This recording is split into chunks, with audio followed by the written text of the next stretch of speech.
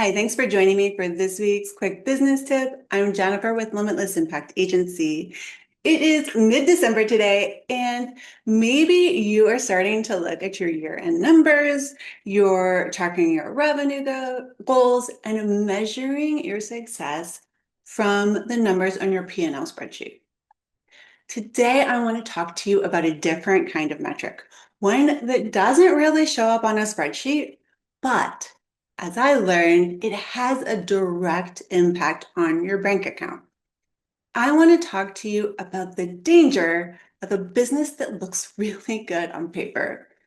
A few years ago, I was taking a look at my own business, working with a business strategist who has now become a good friend.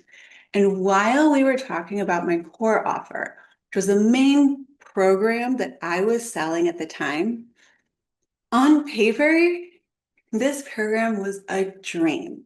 It was profitable, it got fantastic results for my clients, and the deliverables were easy to do for me and my team.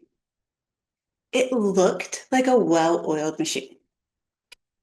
By every logical metric that most of us judge our business on, I should have been thrilled, and I thought I was. But while I was having a conversation with my business strategist, she looked at me and asked me this question. Jennifer, are you excited about this offer? And I stared at her like a deer in headlights because I knew what the answer was, but I'd never even considered the question. The answer was no. 5 years ago, this program excited me. I was over the moon talking to everyone about it. I absolutely loved it. But that day, sitting there with my strategist, I knew it didn't excite me anymore. I was bored. It had become too routine, and the spark was gone. But because I had never considered the question, initially my thought was, hey, it's working. It's making money for me and my team. Why would I even think about changing it? But what happened next taught me one of the most valuable lessons in my entire 26-year career. Your excitement is your biggest competitive advantage. Because here's what I was afraid of. I was afraid that if I admitted I was bored and I wasn't going to sell this program anymore, that I would have to burn the whole thing down, scrap the entire offer, and start from a blank piece of paper, which felt terrifying and, quite honestly, irresponsible.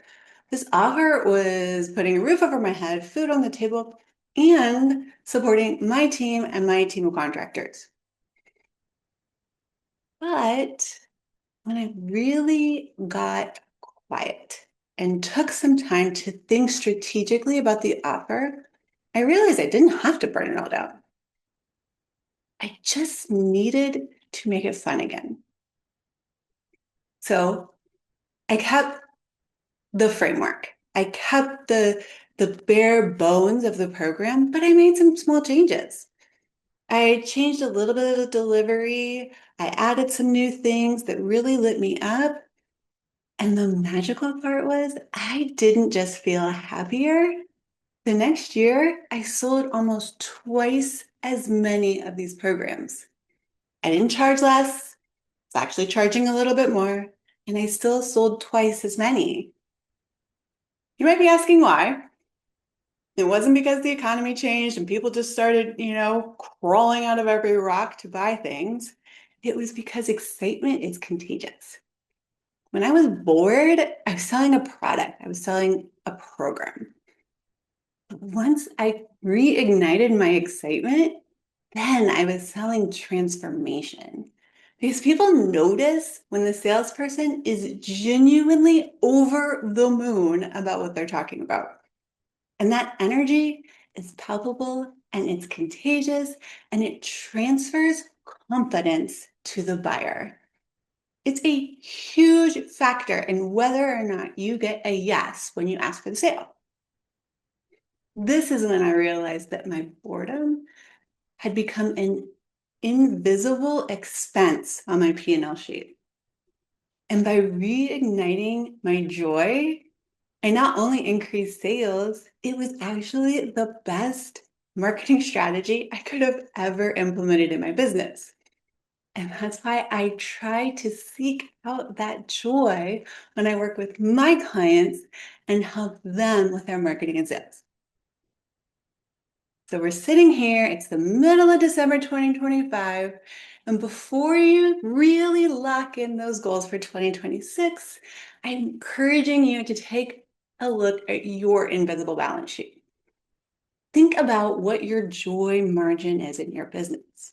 Because if you are slogging through those days, selling things that bore you or serving clients that drain you, you're leaving huge piles of money on the table.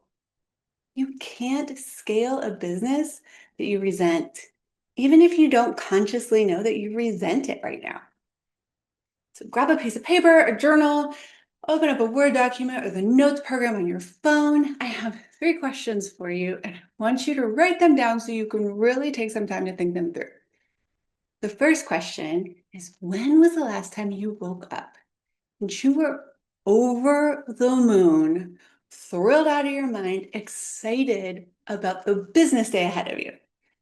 Not the vacation that you had coming up, not the lunch that you were going to have with your best friend, but excited about the business that you were going to do that day.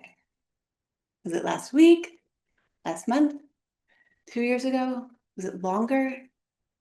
Really be honest with yourself and take time to figure out when that was, because picturing that exact day is a very important part of the next question.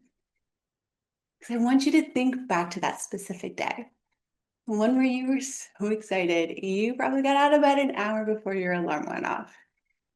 Now, what tasks or projects or clients were you looking forward to that day? Was it a specific type of client, specific service you were delivering for that client? Were you creating some new content for your business or your client's business? Were you solving a specific type of problem? Think about what it was that was lighting you up, because those are your clues to figure out what kind of fuel fires your joy engine. And the last question, sometimes the most important one, but without the first 2, you can't get to number 3. What small changes could you make in your business right now so that you can have more of those incredibly excited, thrilled to be alive days in 2026? It's important to remember that you don't have to burn your business down if you don't want to. And if you want to, that's okay too. Maybe you just need to change how you deliver your service. Or maybe you need to change who you offer your service to. Maybe you just need to raise the price a little bit. Look for those small steps that get you that much closer to that really big door that can open incredible things for your business. Because a profitable business that bores you is just a trap. It's a golden cage. But a profitable business that excites you, that's when you become an unstoppable force. Your energy is one of your most powerful assets. Learn to protect it, cultivate it, and don't be afraid to tweak a successful on paper offer if it means that you'll be getting more joy back into your business.